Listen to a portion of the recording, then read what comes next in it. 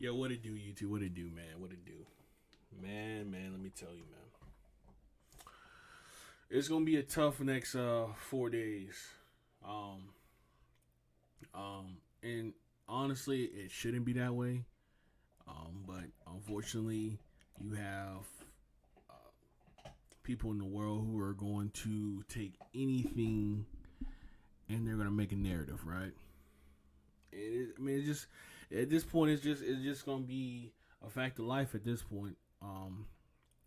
But without further ado, I'm gonna kind of speak on it, but I'm gonna get to just talking about the game real quick. Obviously, the Fever played the Sky last night or yesterday afternoon, and the Fever put belt to ass on the Sky, right? So Caitlin Clark and company, uh, they went out there, they played their game, and they pretty much dominated, beat them by what 35 plus points. So I mean, it's not much more you can say there. Um, I got the stats pulled up here. I do want to say Aaliyah Boston played her ass off. She definitely dominated the paint against Carmilla. Carmilla pretty much got belt to ass last night or yesterday, and she set the tone. Honestly, and Leah Boston set the tone for this game. She started off smoking a layup, which I mean, shit happens, bro. It's a W, man. I don't know why people seem to find a way to make it seem like women don't miss layups in a W. It happens, bro. It is what it is. It's a part of the game. Leave it at that. I don't know why we single out one player over the rest of these girls, but listen, bro. All these women blow layups. Kelsey Mitchell, Caitlin Clark, DeWanna Bonner, Carmilla. So Angel Reese. Who else? I'm pretty sure Lexi Hull blew a layup. So people start to take these narratives, man. They starting to just go with them, and it takes away from the game of basketball, especially with women's basketball. It really does. But just looking at the game, man, just looking at statistic wise and stats wise, man, it don't tell the full story, right? This game was over before it even got to the second half. It was. Um, the Sky never recovered from the first rotation that Tyler Marsh put out there from the bench. Like they don't flow. Their bench is very, very bad. There's just no way around the Sky's bench, right? It's a bad bench. They had terrible shooting night. They had players going 0 for 7 in 20 minutes. Um, that's completely unacceptable. You're getting high bench minutes, and you're not putting up anything. You're just out there for cardio. Like that. That doesn't help your team succeed in any point. You have teammates who you brought to be 3-point shooters go 0 for 6 from the 3-point line. Again, that does not help your team at all, right? Now, the big narrative is going to be the Angel Reese and Caitlin Clark flagrant foul. Listen, it's a flagrant foul, man. It's a hard foul. Um, was Angel Reese right to react? She said, yes, she was. I mean, I see it in the NBA all the time. When players get even fouled softer than that, they'll get up and they'll be mad, right? It's nothing new to the game of basketball. I don't know why you have individuals, RG3, saying that, oh, this reaction is outlandish. You know what I'm saying? Like it's something he's never seen before. Dude, it happens all the time. Like I don't know why we are trying to put these narratives and spin on things that make no sense. Objectively, uh, fouls happen all the time, right? In basketball, we know this. Pushing someone to the ground is going to get elevated to a flagrant, and depending on the player, they're going to be mad about it, right? It's just a fact of the nature, man. Any star you push them, they're going to take offense to it. Whether it be the Giannis, Jimmy Butler, Steph Curry, whoever, they're gonna get upset if you push them to the ground like that, right? And then stare them down. It just is what it is. And for the people who say she didn't push her, listen, man. There's multiple angles of it. If you want to go on Twitter and look up the multiple angles, you can. At the end of the day, she pushed her and she fouled her, right? Like we can't separate the two. It is what it is, right? So looking at the stats, man, because I don't want to go on a full rant about that. Looking at the stats, the one about her, she was 2 for 9, only put up 7 points, couple of assists, couple of rebounds. She was a non-factor today. Obviously, she might still be adjusted to the system, or just her shot wasn't falling. I mean, she's a top 5 scorer all time in that league, and she did surpass, was it Tina Charles, or she surpassed somebody last night. I don't remember the name of the person. But I mean, she was a non-factor. I believe her primary mark, or she was probably getting marked by Angel Reese, and was switching off between her and it could have been Kia Nurse, or it could have been um, uh, Ariel Atkins. I can't remember. Um, but she didn't have a good game. Then you had Natasha Howard. You know, she was 6 for 12. She had a pretty good game. 15 points. She had 5 boards, 2 assists. She did have quite a few steals. So, you know, she had a pretty good game. Aaliyah Boston, who again I think she was the focal point, or she was the conductor of establishing the dominance for the Fever this game, right? She came, excuse me, she came out there and she did smoke a layup, which I thought was kind of like, damn. You know, I was like, as soon as she smoked that layup, I was like, yeah, they about to flame her a little bit, because I mean, she was she kind of did it last year a little bit, but I mean, like I said, you got to give players time to develop, work on their craft, develop their game and stuff like that. And you know, after she smoked that layup, she was out there doing it, man. She was doing her thing. You know, as soon as I seen her hit a jab step and a pump fake and get Carmilla Cardoso off her feet, I was like, oh nah. She on something different tonight apparently. she on some different time, because I don't know why any player would jump or bite on that. Like, she's gonna pull a jumper or she's gonna pull a three. I don't know why you would, but hey, she got him in the air and she drove and dominated, man. It's what she did. I mean, she finished 19 and 13. So I mean, she did her thing, man. Then you go over to Kelsey Mitchell. Kelsey Mitchell had a pretty good game. She dropped 15, had 2 assists. She was more of a scorer, getting the ball in the corner. She did get a couple nice little lays and drives. She got mismatched a lot of times. So what the Fever were doing, like they do with their guards, is they like to get them mismatched on the bigger defender, right? So Carmilla Cardoso was, unfortunately, she was the weak link. There's multiple times where Leah Boston would set the pick screen, and Carmilla would end up having to guard the guard, whether it be Kelsey Mitchell or she was guarding Caitlin Clark. And unfortunately, what else? Barbecue chicken. So I mean, it is what it is. She did smoke a few layups, so I ain't gonna load you. Kelsey Mitchell did smoke a few layups. We're not gonna talk. People are not gonna talk about that because they don't care, because it's Kelsey Mitchell. But she smoked quite a few layups as well. Then you got Caitlin Clark, who statistically she had a triple double, right? All kudos to that, man. I know a lot of people are gonna be like, "Oh, she stat padded." I mean, she did. Personally, I don't give a fuck if she stat pads. Just like I didn't give a fuck if Angel Reese stat pads. It is what it is. If you don't like it, stop it.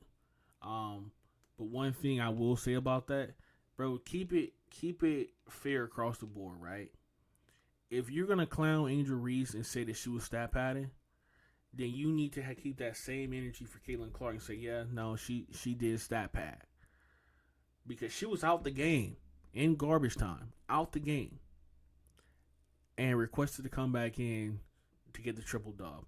And again, like I said, I personally don't care. Hey, it is what it is. A triple dub.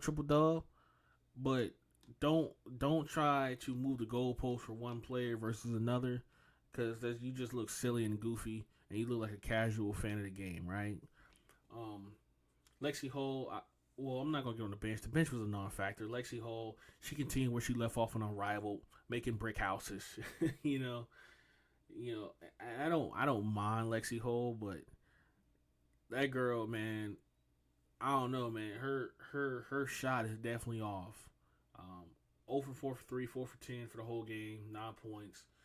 And then everybody else on the bench was pretty much a non-factor, man. So the Fever, man, 4 out of 5 starters got 15 or more points, which again, you you have to, well, not have to do that, but when you're doing that as a team, you're gonna dominate a lot of these other cats, right? You're gonna dominate in the league if your main starters are scoring, and that's without DeWanna Bonner actually really contributing, right?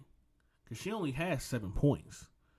So imagine you get 5 out of 5 starters in double digits. There's not going to be a lot of teams that are going to beat you. Probably if you're playing like this for the whole season, which, let's be real, it's not realistic.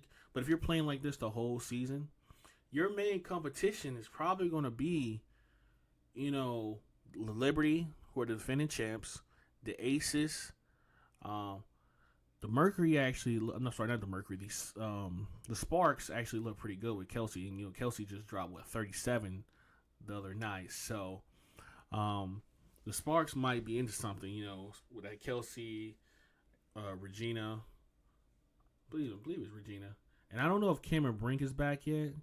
Because I'm pretty sure she plays for the Sparks as well. I could be mistaken, but I'm pretty sure she plays for the Sparks. So we'll see how that happens. But moving on to the Sky, man, get to their stats and stuff. And you guys can see it up there. Pause it if you want to kind of look at it, another breakdown. I mean, this is all on the WNBA website. But looking at the stats for the Sky, man, it ain't good at all. It ain't good. Just looking, you can tell why they got dominated. Shooting was not there, especially on the perimeter. It was not there. Kia Nurse, she's the first name on the board, so we're going to talk about her first. Kia Nurse, she was brought to the team to be a shooter. All right, to shoot these shots on the perimeter. That's why she was brought in. And she did not do that game 1. 0 for 6 from the 3. You're not going to win like that. You're not going to win 2 from 8 overall. You're not going to win scoring 4 points. You're not going to win with only 1 assist. It's just, you're not going to do anything with that. All right? So let's just keep it real. You're not going to do anything with that. You're not contributing to your team. You're doing absolutely nothing, right? Next person on the list, Angel Reese. 25 minutes. She was 5-14. She did make a 3. Overall, she got 12 points, 17 boards, 1 assist. She did have 5 turnovers. All right. She was the leading scorer on the team with 12 points. I want that to sit in with a lot of people, right? Because a lot of people are going to say that she had a bad game. That's one. A lot of people are going to say that she took the most shots, which she did. She did take the most shots, but again, I will say, if you're our best player on your team, you are going to take the most shots more often than not.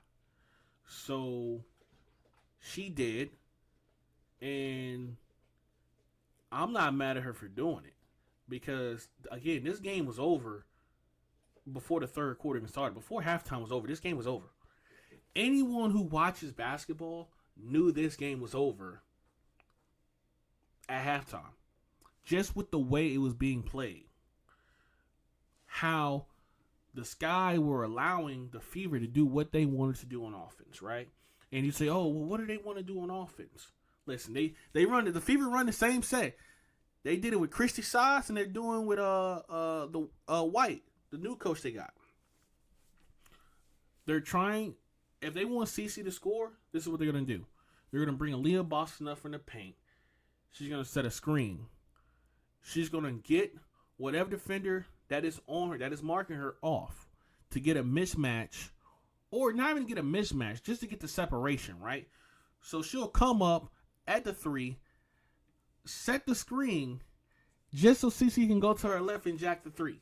That's literally what they try to do every possession, and it just depends on how the team defends it in that set, right? But that's literally what they want to do every time, and for some odd reason, teams don't even attempt to defend it. And you can tell me, oh, well, she's a great player. It's hard to defend greatness. Listen, if she only wants to go to her left to get her shot off, because she shoots the highest clip going to her left, I promise you, I will never allow her to go to her left. Ever. Ever. And yes, she did make one 3-2 going to her right against Carmela Cardoso. Again, I'm not saying she can't shoot to the right, but if we're going to look at statistics and tendencies, 9 times out of 10, she's going to go to her left. Matter of fact, I'll give you a prime example. Before the half ended, when the Fever were taking the last shot, I called it out before they even got past half court. She's going to go to her left. That's where she wants to go. Don't let her go to her left. If you have to give up the right, do it. Because my thing is, right, Caitlin Clark blew some layups today. She smoked some layups today. I'm going to make her go to her right. I'm going to make her drive. I'm going to make her do everything to the right. Because you're going to have the higher statistical chance of her missing by forcing her to go to her right. All right? It's just what you do. So allowing her for the final shot or for the final possession to go to her left when you know she's going to shoot a 3, it's the dumbest thing in the world. And I don't know why Tyler Marsh allowed that. Why he didn't put emphasis on his team to know, hey guys, listen, it's the final possession. She's more likely to take the final shot, and she's 9 out of 10% likely that she's gonna go to her left to shoot the final shot. But hey, whatever, man. It is what it is, right? It's in the past. L's a L. But going on, I think we're on Camilla. Camilla, man, she got her ass beat. All right, Aaliyah Boston put belt to Camilla's ass. It's no sugarcoating it. It's none of that. Man, I'm going to tell you the problem with Carmela Cardoso, because I like Carmela Cardoso, right? I like her as a player. I like her potential and what she can be, right? She's 6'7", man. But Camilla's the type of big, if she's not getting her way in the start of the game, she's checking out mentally. Unfortunately, Miller doesn't have that dog in her. And it sucks for me to say that she don't have that dog. If Camilla had the same attitude and aggression that Angel Reese had, Camilla, oh my God, bro, she could be something crazy. She could be something crazy. Like, I'm talking like Brittany Griner crazy. Oh my, bro, it's not many players in this league that are 6'7" plus. It's not many. It's probably maybe a handful plus. So if she just had just a little bit of Angel Reese dog in her, bro, I'm telling you, man, Miller be the baddest shorty on the block, man. But she checks out. My fault. Hold on. But she checks out, right? And since she checks out, man, she loses it, man. When she starts getting fouled and doesn't get the call, she starts checking out. When her shots don't fall, she starts checking out. If she doesn't get the ball, she starts to check out. And it's just one of her tendencies that I've noticed from watching her the last 2 years, well, last season going into this season, right? Because I didn't really watch her at South Carolina, so I don't know what type of player she was in college. But she got to be a little bit more aggressive, man, a little bit more of a dog. Like I said, she went 3 for 9, and like I said, she did get fouled a few times that weren't called. I mean, it happens, man, especially in the W. I mean, the refs are not good. There was a lot of fouls missed on both ends that should have been called, and there was a lot of fouls that were like, is that really a foul? Was that really a blocking foul? Like, come on now. You know what I'm saying? So, and again, that went on both sides. It wasn't like one side got more calls than the other. They both went to the line. I don't think they went to the line. It was a crazy, well, it might have been a little discrepancy with the free throws. But, I mean, overall, it was a blowout. Like I said, it doesn't really matter. Even if they went to the line more, they they probably weren't going to win that game with how overall the team they were playing. Moving on though, we got Ariel Atkins, the only other person on this team that is safe from real criticism from me, because I felt Tyler Marston put her in the best position to succeed. Right, I thought she started off good. Um, she was marking CC most of the first half, if I'm not mistaken. And CC, like I said, she wasn't even playing all that good in the first half. It was mainly Aaliyah Boston that was kind of dominating because Carmela Cardosa decided she wanted to play like a 5-year-old girl in the paint, falling for jab steps and pump fakes from Aaliyah Boston. Hey, it was some crazy work happening back there. But I mean, she had a fine game. I mean, it is what it is. I wish she would have got more opportunities to play. I think that first half she didn't even get. I think she got like 13, 14 minutes in the first half. I think she should have played a little bit more, at least 18 minutes in the first half. I mean, she finished the game with 21 or 22 minutes. I think a lot of starters got benched as soon as the fourth started. So, you know, it is what it is. Moving on, Courtney Vandersloot. Listen, she didn't have a good game. 2 for 9. You're not going to do anything with that. I think she only had 3 assists in the first half. You're not doing anything with that. She wasn't the best facilitator of the ball tonight. I expected more from her. It's just she did nothing. 0 from 3. 0 for 3 from the 3. It's just she didn't do anything worth mentioning. 4 points, and you're not winning like that. Rebecca Allen, same thing. I mean, she did make a 3 in the first half. I think she went 3 for 3 in the first half or 2 for 3 in the first half, but she was a non-factor. I mean, at some point she was just jacking. I mean, she went 1 from 5 for 3. She didn't do anything worthwhile. Michaela Onyenuede, she was just out there for cardio. 0 for 7. E-Will, AB would put in belt to ass on her too. 0 for 4. She went to the line. Also, I do want to say this because I seen this and I couldn't believe my eyes. E-Will got to have the worst free throw motion I've ever seen in my entire life. I'm sorry. That her free throw motion is god awful. And I don't know who signed off on that shit, but they need to be fired. Instantly, immediately. Like not tomorrow. No, they need to Matt Eberflew her free throw shooting coach because that shit is awful. Oh my god. When she shot the first one, I kind of glimpsed it, but I was like, nah. In my head, I was like, ain't no way her free throw motion is that bad. And then I seen it like the second time. Nah, it's bad. It's bad. But she did know. She was a non-factor as well. Rachel Banham, man. Oh my god. Hey, listen. The one thing I hate about Rachel Banham, and it really annoys me what she does. Bro, she'll shoot the ball with 16 plus seconds left on the shot clock. She just jacks them threes up, man. She'll call a pick. She'll try to do the Caitlin Clark quick, set the screen, move to the left, knock the defender off a few feet, and pop that joint. Brick. I mean, she went 2 for 6, man, but shit, you had to make at least 2. You know what I'm saying? She ended up with 8 points. She had to make at least some of them. What I mean, she was jacking. We're not gonna talk about Maddie Westfield or Westbeld or Haley Van Lith. They played 4 minutes, insignificant minutes. Haley Van Lith. You know, actually, I wasn't gonna talk about this.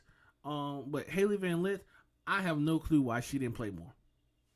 This game was a blowout from the halftime, and she only played 4 minutes. I have a problem with that. They should have been put Courtney Vandersloot, put her ass on the bench. Hell, the 19 minutes Rachel Banham got should have been given to Haley Van Lith. Especially after the preseason Rachel Banham put up, where she was damn sure she built all 3 little piggies bricks houses. You know, so hey man, I don't know what Tyler Mark's gonna do. He got time to he got time to fix it, but no time to fix it. If you feel what I'm saying, he gotta go, back to the lab, man, draw up something new, man, figure out these rotations. He got till Thursday to figure out something new, but Thursday might be an L too because they play the Liberty. And obviously Liberty defending champions. So I don't know. And just thinking about the matchups that are gonna be there, you're gonna have Sabrina, you're gonna have Natasha Cloud, you're gonna have Stewie. I mean, Stewie might put belt like a thick letter belt like that big, like that thing right there, on Camilla's ass, and Camilla don't show up to play because cause what's gonna happen? They probably gonna put Angel Reese on Natasha Cloud. That might I don't know how that rotation's gonna be. So it's gonna be interesting to see. I think the big factor is gonna be that Stewie KC matchup. So that's gonna be something we're gonna look forward to see. I might put a pre-game video out. Just my expectations on what they should do, offensively scheme wise and defensive scheme wise. Because there's a lot of things they could have did. Like they should have scored more than 58 points they scored. Yeah, they should have scored more than 58 points. They may have not won the game, but 58 points, they should have scored more. But like I said, when you have a poor shooting night, I think they shot 29% as a team. You're shooting 29% as a team. You're not going to win very many games. And before I get out of here, man, the last thing I want to speak on. Hey, listen, guys. Keep basketball just about basketball. I think, man, women's basketball, especially because it's happening right now, is moving on from just being about basketball, and that's not cool. I mean, listen, man, as a fan of just sports in general, I'm watching women's basketball because I enjoy certain players, right? Like I like Angel Reese, right? A lot of people don't like her. She's controversial, whatever the case you want to make it. I like her game. I like her personality. I like her attitude. I like the mentality she has when she takes to that court, right? If I'm not going to outscore you, I'm going to out hustle you. You know what I'm saying? I love dog mentality players and players whose sole purpose, they want to win. That's what they want. They want to win. Same thing with Caitlin Clark. She wants to win. So players like that I like. There's no hate for either side, and I hate when people bring that narrative. Oh man, she hates her and all this. Man, listen. When you're competing on the floor,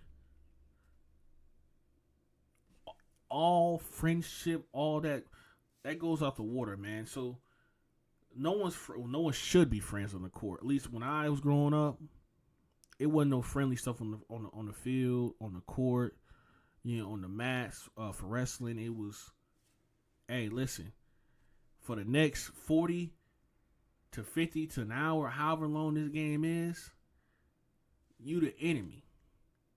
And then when the game over, hey, yo, what's good, man? Yeah, I'll be over to your mom's house, man, for dinner next week or whatever the case may be. You feel me? That's after the fact, man. But during the game, it's a whole different story, man. So keep it about basketball. Keep it about the game. Stop with all these weird narratives, dog, and just instigating hate. All right, but that's my final thing, man. Hey, it's your boy Mac, and I'm out.